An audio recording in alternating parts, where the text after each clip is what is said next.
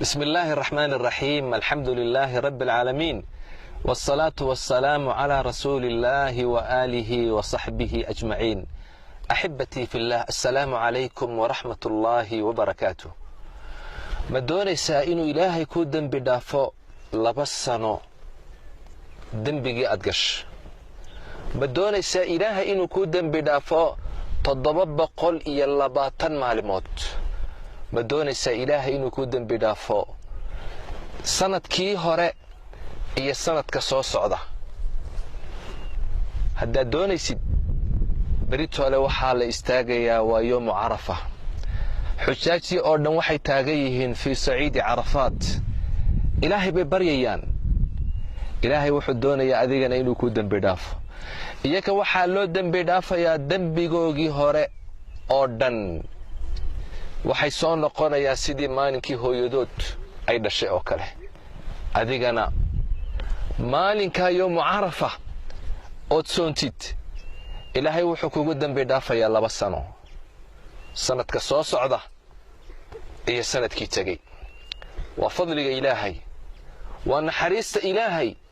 maalinkaasi waa acdamu yowm. waa maalinka maalin u weyn. yowmu carafa waa maalinka ilaahay uu soo degayo, addoommadiisa u soo dhowaanayo.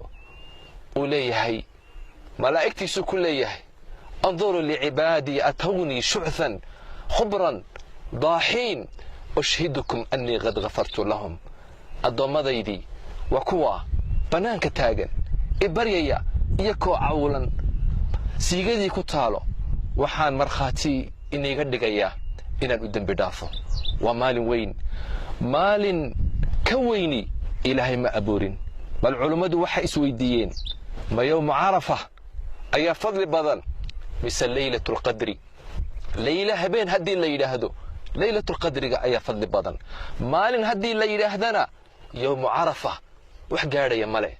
laylatulqadri waa la qariyey, yowmu carafa lama qarin.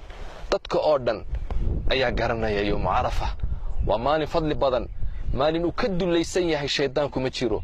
ilaahay baa addoommadiisa u dambi dhaafaya. maalinkaasi yuuna maala yacni kugu dhaafin. tasbiix iyo dikri iyo qur'aan adoo akhriyaya, adiga oo sooman, adigoo ilaahay weydiisanaya waxaad u baahnayd. waa yowmu carafa. waa maalin ka weyni ma jiro. maalin ka fadli badan ma jiro. waa naxariista ilaahay. waa guul. ka faa'iidayso.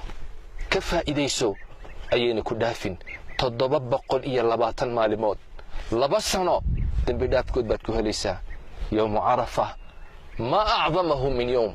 maalinkaa maxaa ka weyn? maalinkaasi waa maalin weyn. asalaamu calaykum waraxmat